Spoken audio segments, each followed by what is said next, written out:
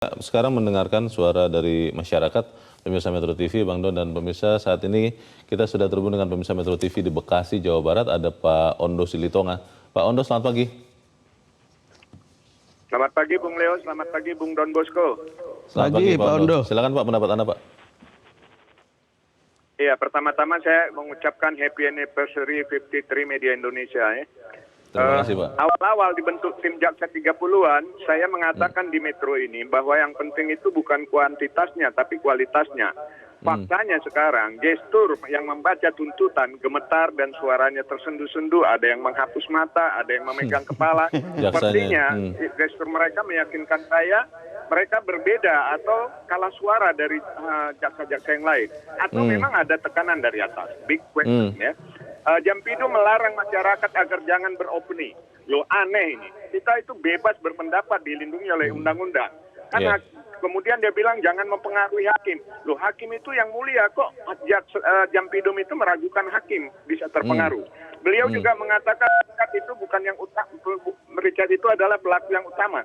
Tidak boleh jadi GC. Richard bukan orang pertama membuka Pandora, tapi keluarga.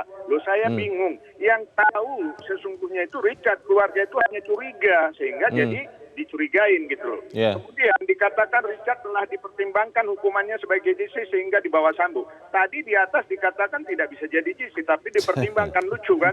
Kalau Richard menolak, bisa-bisa yang ditembak Sambo. Jadi dia melakukan itu karena keterpaksaan. Demikian juga dia mengatakan LPSK tidak boleh mengintervensi. Aneh ini, LPSK itu tidak mengintervensi, cuma memberi rekomendasi.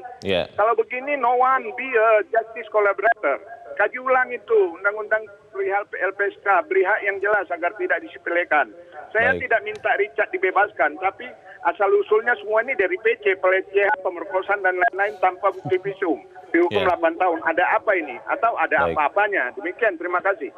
Terima kasih Pak Ondo Silitonga di Bekasi, Jawa Barat untuk pendapat Anda Pak. Selamat pagi. Dengan sangat gamblang, tiga pemirsa kita, Bang Don, memotret masalah ini. Dan ini yang membuat saya berpikir, apakah Kejaksaan Agung lensanya berbeda dengan lensa kita semua, termasuk pemirsa, sehingga kemudian menjatuhkan apa yang sudah dijatuhkan tuntutan itu. Bagaimana Bang? Iya, Leo, sidang ini kan terbuka dan publik tahu. Dan karena publik tahu, mereka bisa punya opini dan mereka punya persepsi. Dan itu boleh ya? Dan mereka boleh, itu bebas. Dan mereka itu kan pasti juga ikut kritis untuk melihat. Problem yang kita lihat tadi kan soal dia seorang Eliezer punya niat atau niat batin gitu atau tidak. Itu kan masih perdebatan. Saya kira kuasa hukumnya juga pasti akan menyusun jawaban pembelaannya kan tentang itu. Lalu hakim juga mungkin akan mempertimbangkan itu. Yang kedua, kita kan tidak lihat di publik itu ada pikiran tentang relasi kuasa. Relasi kuasa ini orang tanda kutip. Kalau kita bilang Tuhan itu maha kuasa, ini orang juga terhadap seorang Eliezer maha kuasa. Seperti Tuhan di dalam hidup seorang Eliezer. Termasuk putri Chandrawati itu dianggap maha kuasa. Itu di situ ada kekuasaan, tapi juga ada relasi uang. Dan saya kira hal-hal seperti itu yang kemudian membuat orang seperti Eliezer tidak punya pilihan.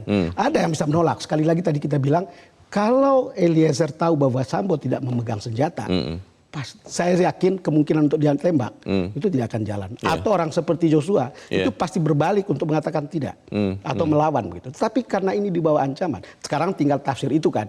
Karena semua udah tahu bahwa dia ikut menembak, kok Sambo ikut menembak. Walaupun dikatakan dia ngambil itu senjata dari tangannya Joshua. Kalau Joshua pegang senjata, saya rasa dia baku tembak dengan seorang Eliezer, bisa jadi. Kan ini kan asumsi-asumsi yang bisa kita bangun gitu. Tapi poin saya adalah bahwa orang kemudian merasa bahwa ya pasal itu tidak cukup, undang-undang itu tidak cukup, tapi harus menyelam betul konteks dan menyelam betul rasa keadilannya. Karena kemudian orang melihat, orang bahkan ikut merasa, orang ikut empati, orang ikut membenci, orang ikut antipati, melihat pelaku-pelaku yang ada di meja persidangan.